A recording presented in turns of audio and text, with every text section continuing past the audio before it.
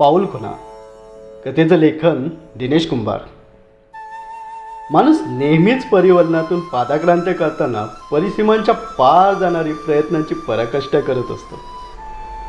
जाणीवाची जबाबदारी स्वीकारताना जीवाची जखडून टाकणारी काळजी पुसटशा परछायेसारखी असते.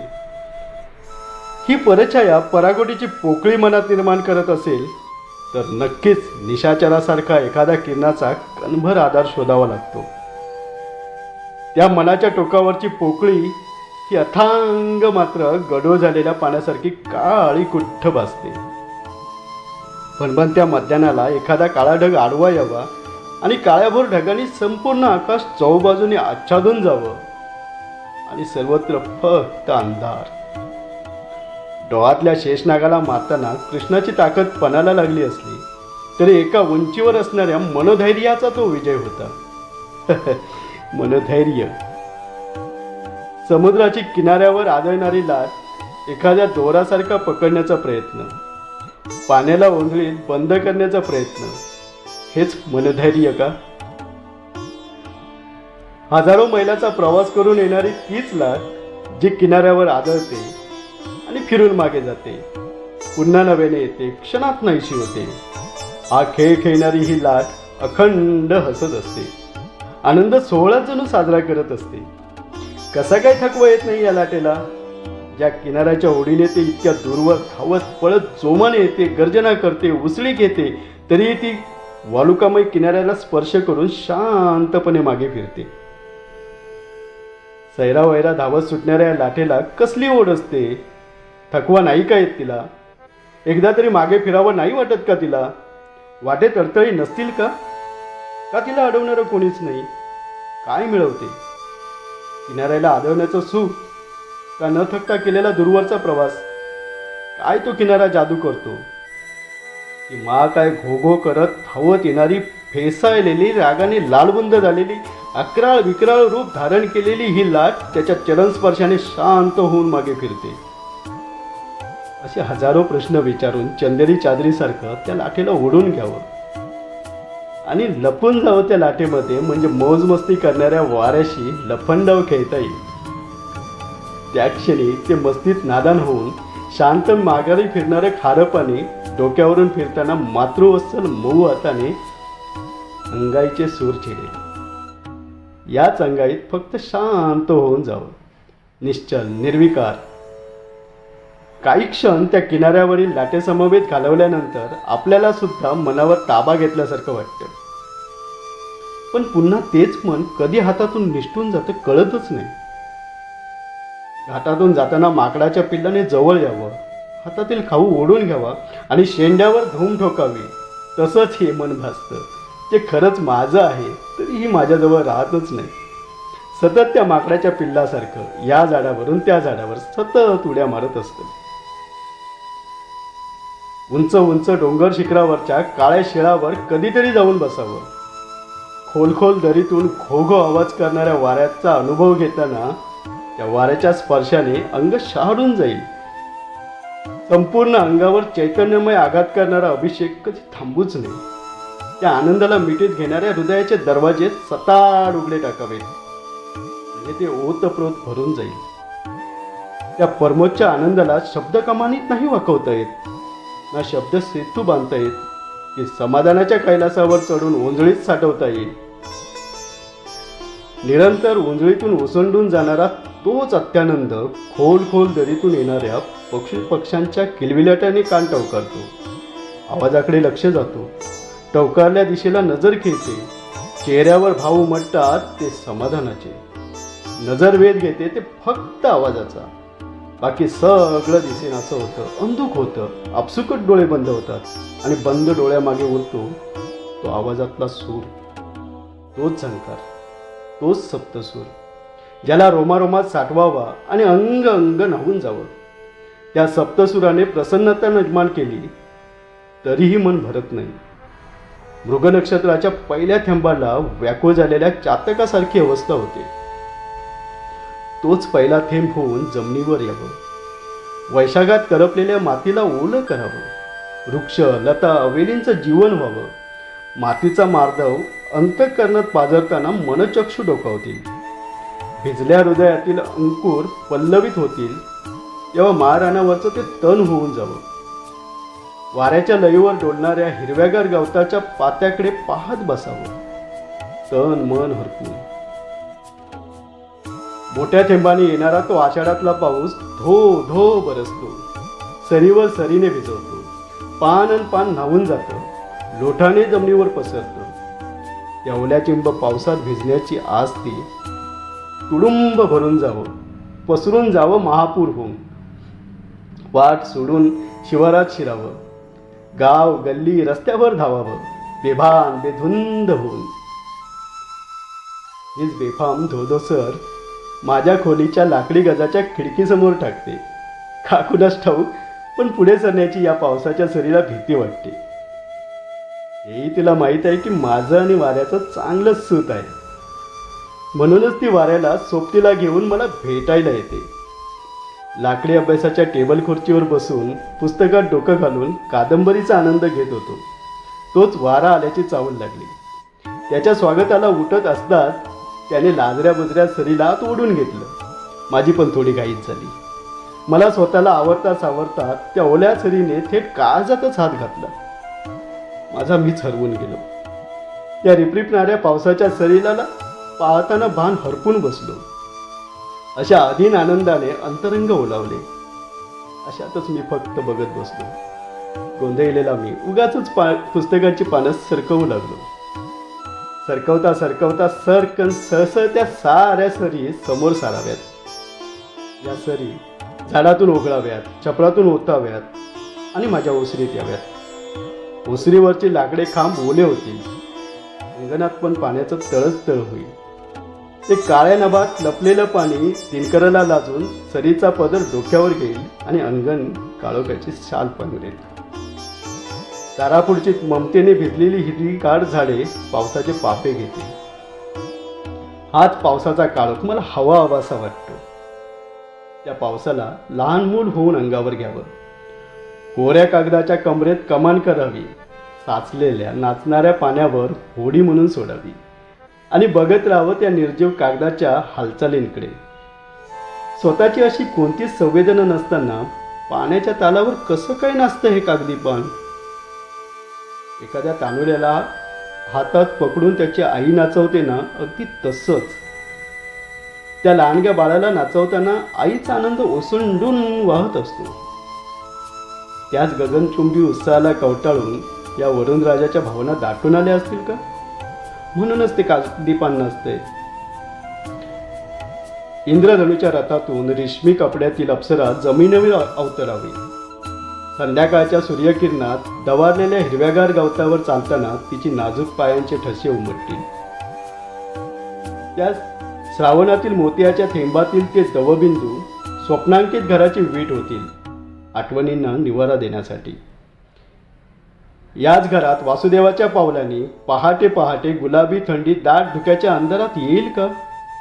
शिंपण घातलेल्या अंगणात तिची पावले दिसतील का? जिच्या स्वागताला लाल चोळीवर गडद हिरव्या पातळाचा पदर खांद्यावर घेऊन पंकज पुष्प तयार होईल. लाल पातळ ओठाची जास्वंदी वाकून मुजरा करेल. या समृद्ध समारंभात पानामागून डोकावणारी पकुळी अलगद तोल सावरेल आणि धांदरट प्राजक्त कमरेत वाकून स्वागताचा सडा घालेल. म्हणजे दिवस असा आकाराला येत असताना त्याच्या हातात हात घालून आनंद लुटता येईल. त्याच वातावरणातलं सगळं धुकं व्हावं. त्यानं परिसर उबदार करावा, मऊ मऊ कापसासारखा. त्या दुधी धुक्याने डोंगर दऱ्यातून लहरावं, बहरावं, खूप बहरावं. चैत्र पालवी होऊन डोलावं. कोकिळा मंजूळ स्वरांनी वसंताला आळवते. वेली फुलं तोरणा बांधतायत. धरणी मातेचं हृदय पाझरते आणि ऋतुराज रुजू पावलांनी येतोय. ऐरावतात बसलेल्या तेजस्वी ऋतुराजासाठी असं म्हणतात अनंत रंगाची उधळण चालली आहे. त्या लोभस ऋतुराजासाठी एखाद्या लावण्यवतीसारखी वसुंधरा नटते. त्याच्यासाठी सजते.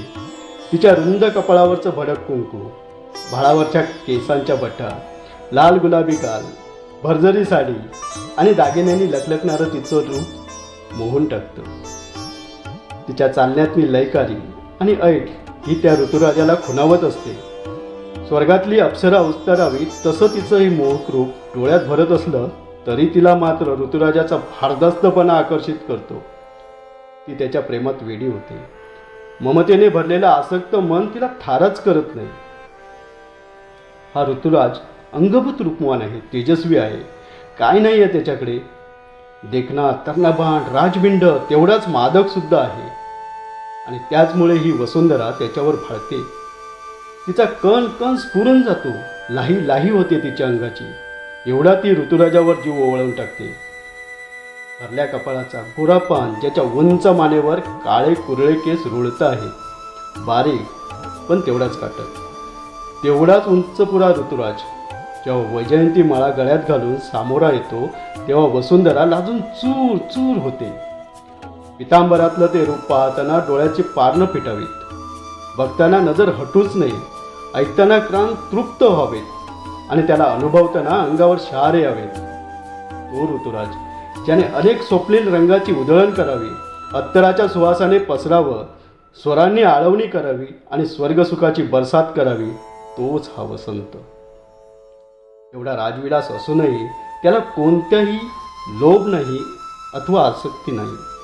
तो कोणत्याच बाहुपाशात अडकत नाही, ना कोणतीही बंधनं त्याला बांधू शकत. ज्याने सगळं सगळं वसुंधरेला बहाल करावं, जवळ आहे त्याचं नुसतं दान करावं, पण सगळं जवळ असूनही स्वतः मात्र त्या कोणत्याच गोष्टीचा उपभोग तो ऋतुराज घेत नाही. त्याचं वसुंधरेच्या ओढीने येणं आणि फक्त तिच्यासाठी जगणं, सहवासातलं निर्विकार प्रेम हे दोघं करतात. त्या गुलाबी प्रेमाचं सिंदूर होऊन सृष्टी मांग भरते. बागडावं, खूप बागडावं, एवढे इवले पंख लावून इथून तिथे सतत उडावं. कधी या फुलाशी तर कधी त्या फुलाशी हितगुज करावी. नाजूकशा ओठाने गोड गोड मधुकंद चाकावा. हाच गोडवा सर्वांना वाटावा. सगळं वाटून मोकळं व्हावं. वाटून झाल्यावर रिक्त हातांना मग माज कसला, पण तरीही रिक्त हातांना माज शिवलाच तर दातृत्वाचा अहंकार येऊ शकतो. अहंकार एखाद्या वेलीवरचं नाजूक गोंडस फळ, काही काळात टम्म फुगलेला भोपळाच जणू. एवढी तेवढी ती नाजूक वेल आणि भोला मोठ्या शरीराचा भोपळा. टपक्यातल्या मंडुकाला जग डोक्यावर घेतल्याचा आभास. किती तो भार माझ्या डोक्यावर. सर्वांगाला डसलेल्या, चिखलाने जड झालेला, ओझ्याने दबून गेलेला मी. अवघा आकाश मळकट का दिसतंय मला. नजर माझ्या भोवतीच गोल गोल फिरते. अल्पमतीने नजरेतलं सौंदर्य खुंटलंय. एक विचार मनात आला आणि डोळे ताणून रुंदावून बघितले तर काही अंतरावरचा खळखळता प्रवाह नजरेस पडला. स्वच्छ न्हावून निघालो. निळा शार्क पाणवठा प्रत्यक्षात पाहिला. कातरवेळचा तो पाणवठा. शांत निळ्या पाण्यातील मासोळ्या जलद क्रीडा करतायत. पाणवठ्यावरील गर्द हिरवी झाडे अगदी नम्रपणे आणि तन्मयतेने पाहते. ओला तो काठ, काठावरचा घाट. एखाद्या प्रेयसीने प्रियकराच्या खांद्यावर डोकं ठेवून भावी आयुष्याची स्वप्न रंगवावीत. ती अनुराधा आपला नाजूक कोमल हात अनुरागाच्या हातात देताना तिच्या डोळ्यात अनेक आशा तराळत असतील. हितगुज त्या सुखी संसाराचं, ते सुखी जीवनाचं चित्र रंगवताना दोघंही अगदी रममान होऊन जातील. याच विश्वासानं दोघांच्याही चेहऱ्यावर निरागस प्रेमाचं तेज ओसंडून वाहू लागेल. जगाचं भान हरपून हे दोघं प्रेमाच्या ओलाव्याला यमुनाकाठचा आधार घेत आहेत. साक्षीला आहे ते राधाकृष्णाचं प्रेम, ज्यात दृढ विश्वासाचे तरंग निर्माण होतील. तेच प्रेमाचे तरंग त्या पाण्यावरच्या लहरी मात्र मनाचा ठाव घेतील. हे असे अनंत तरंग निर्माण करणारं पाणी ते तसंच आहे, कालच्यासारखं आज. ना कधी रंग बदलत ना रूप, ना कधी जुनं होत ना वयस्कर. नवतरुणीच्या उत्साहाने वाहताना अनंत तुषारांचा वर्षाव करतं. ते तारुण्य पाण्याला कोणी बहाल केलंय? ज्या तारुण्याच्या धुंदीत ते सतत वाहत असतं. का थकत नाही, का थांबत नाही? थांबलं तर नटराजाच्या अदाकारीने वाफ होतं. तुडुंब भरलं तर प्रवाहित होतं. कोणत्या नादात जगतं हे पाणी? कपारीतून पाझरतं, कड्यावरून कोसळतं, दगडावर आदळतं, प्रवाह बनून वाट काढतं. हा प्रवाह बालवयाचा, परकरी पोरीच्या अल्लडपणाचा, कौमार्याचा, स्वयंवर रचणाऱ्या कुलवधूचा आणि तोच प्रवाह लावण्यवतीच्या रूपातला, सौभाग्याचं लेणं लाभलेल्या सुवासिनीचा, लेकुरवाळ्या ममतेचा तो प्रवाह होता येईल का? तिच्यासारखं जगता येईल का? कसं जीवन असेल तिचं? सतत वाहत राहणं, पुढे जात राहणं, एक क्षण पण मागे फिरावं असं वाटत नसेल का तिला? मागच्या काहीच आठवणी नसतील का तिला? का त्या आठवणींना ती कवटाळत नाही? का त्या अलौकिक क्षणात तिचं मन गुंतून राहत नाही? का तिला ते मनच नाही? मागे मागे रेंगाळणारं आणि कुठेतरी गुंतलेलं. त्या आठवणीत अडकली असती तर कसं ती निराश होत नाही? ही निराशा तिच्या चेहऱ्यावर कधीच दिसत नाही. कसं काय तिला थकवा येत नाही? फक्त वाहत राहावं. कालचं दुःख नाही ना उद्याची चिंता, फक्त प्रवाहात राहावं. प्रवाह जो अखंड पुढे जाणारा. याच प्रवाहाचा प्रवास असाच पुढे पुढे जात जावा. तो कधी संपूच नाही. त्या वळणाची वाट कधी संपूच नाही. वाहणाऱ्या पाटाची, शेताच्या बांधाची, राबणाऱ्या घामाची आणि त्या उभ्या पिकाची. फुलत जावं त्या मयूरपंखासारखं, ज्याच्या सौंदर्याच्या अभिमानाने मोरासारखी छाती पुढे काढता येईल. स्वलीलेचा तुरा करताना अनेकांना हेवा वाटावा त्या दैवी दानाचा. पण का मला भीती वाटते? माझा डोलारा अनेकांना खुणावतो. नाचाकडे नजरा खेळतात, तरीही माझ्यातच मी एक असतो. पण मग अशा वेळी का डोळे पाणावतात? हट्टी माझ्या स्वभावाचं सांत्वन तरी कोण करणार? त्याच एकाकीपणात माझंच दुःख मला घोटावं लागतं. सुखही माझं आणि दुःखही माझंच. तो एकाकीपणा कधी कधी नकोसा होतो. लांबवर पसरलेल्या सरोवराकाठी कोवळ्या सूर्यकिरणामध्ये हिरवगार गवत खाणारं हरणाचं सुंदर पाडस अगदी निर्धास्त असतं. कारण त्या पाडसाची काळजी घ्यायला त्याचं अख्खं कुटुंब असतं. ते कधी नाजूक ओठांनी कोवळं गवत खातं, तर मध्यात आईचं दूध पितं. कधी उड्या मारतं, तर कधी खोड्या करतं. सतत इकडून तिकडे धावत असतं. अगदी स्वच्छंदी जगतं. या सगळ्या खोड्या झुडपाड लपलेल्या वाघोबाच्या नजरेस पडतात. तोंडाला पाणी सुटतं.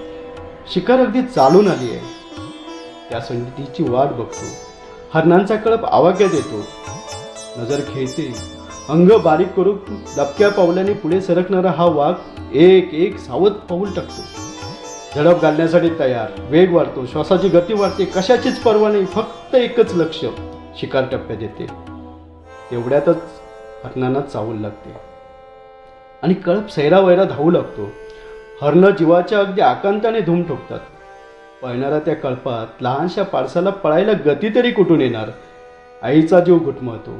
लेकराला सुरक्षित ठिकाणी घेऊन जावं. पण इवलाच्या जीवाच्या पायातलं बळ ते काय असणार? शिकाऱ्याचा पंजाची वार ती माऊली झेलते. लेकराला वाचवते. व्याघ्रमुखी पडते. निश्चल होते. एक कटाक्ष लेकरावर टाकते. डोळे भरून बघून घेते. डोळे बंद होतात कधी न उघडण्यासाठी.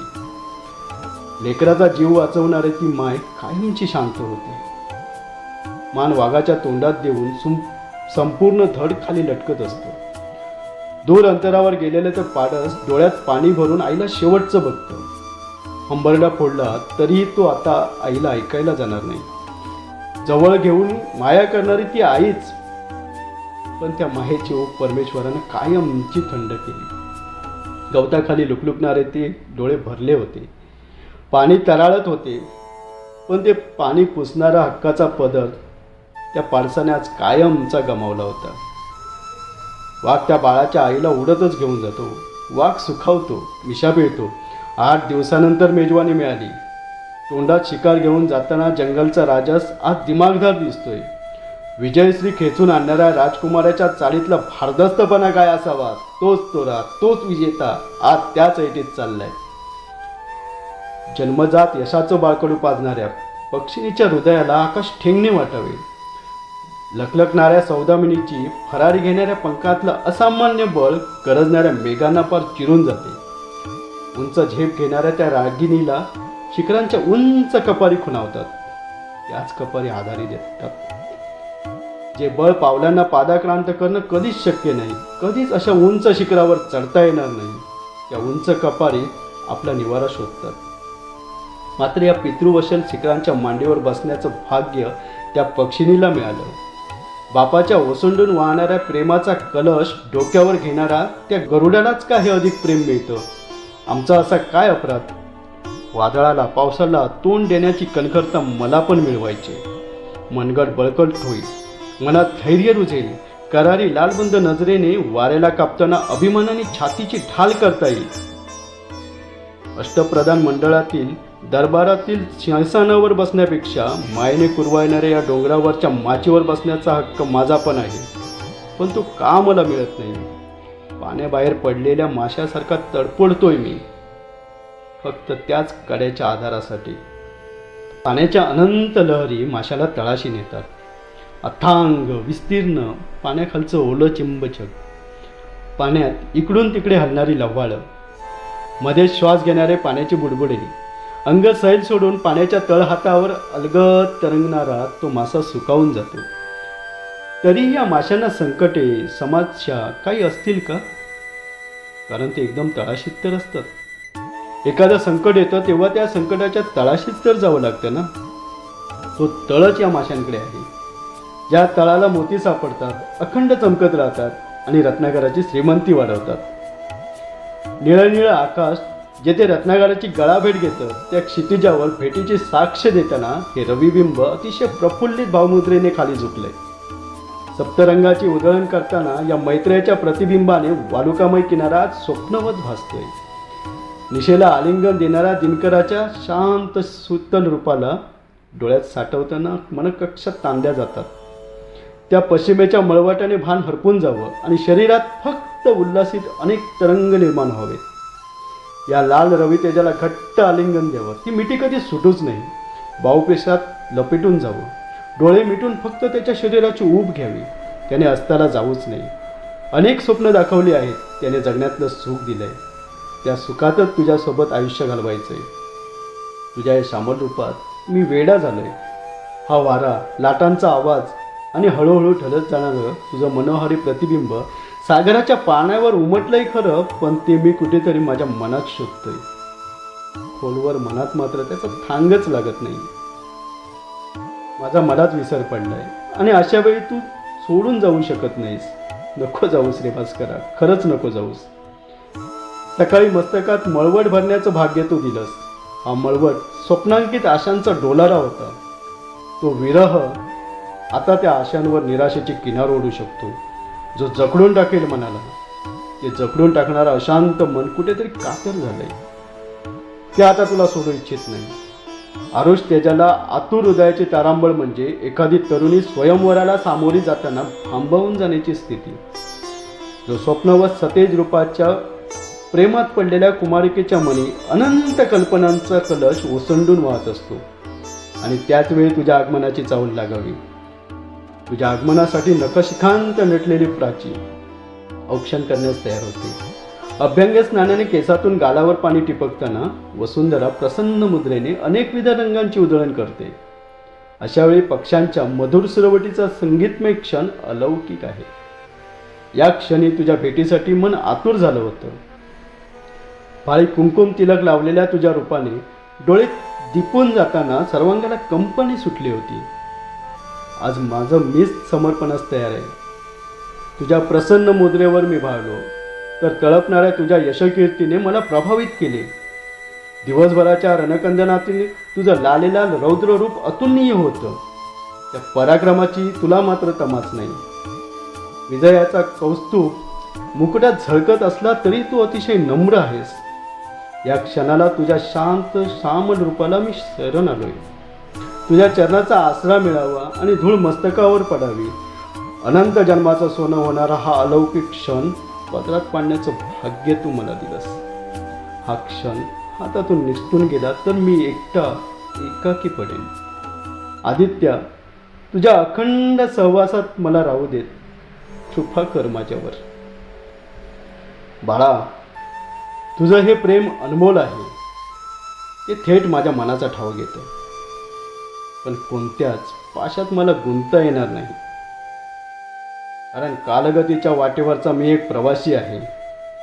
या प्रवासात या अशा अलौकिक क्षणांची धूळ माझ्यासुद्धा मस्तकावर पडतेच ना. ती धूळ झटकून मला पुढे जावं लागतं. तुझ्या समोर अथांग सागरात ती प्रवाशांनी तुडुंब भरलेली नौका मार्गक्रमण करते.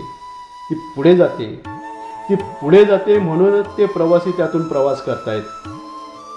जर ती थांबली असती, चिखलात रुतली असती, तर कोण असतं का त्या नौकेत?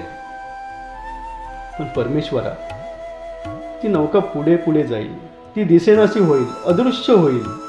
तिची जागा ती परछाया घेईल. ती परछाया पुन्हा पोकळी निर्माण करेल. बाळा, ही परछाया हे माझं स्वरूप आहे. दिवसानंतर रात्र, उजेडानंतर अंधाराचं चक्र सतत चालूच राहणार. या परछायाची मखमाली चादरच तुला निद्रेत ऊब देते. निद्रा देवता हे सुद्धा माझंच अंग आहे. ही निद्रा देवता प्रसन्न झाल्यावर तुझ्या अनंत विचारवलयांना स्वप्नांच्या कलक्षात भरते. परमेश्वरा, अनंत विचारांचा सुमंगल कलश डोक्यावरून घेऊन फिरणं हा आनंदच आहे. पण मग त्याने तुझा विसर तर पडणार नाही ना. बाळा, विसर अर्थात पुढे सरण्याचं बळ, ज्याच्यामुळे पुढचं पाऊल पडतं. सुख दुःख बऱ्या वाईटावर पाऊल टाकून जेव्हा तू मार्गक्रमण करतोस, त्यावेळीच ही मंगल अमंगल बरी वाईट पावले तुझ्या पावलात बळ भरतात. जे बळ तुझी आतुरता वाढवते. आतुरता हे त्याच मार्गावरचं एक पुढचं पाऊल आहे, जे पाऊल तुला बळ देईल, उत्साह देईल, ऊर्जा देईल. आणि ती ऊर्जा हे माझंच अंग आहे ना.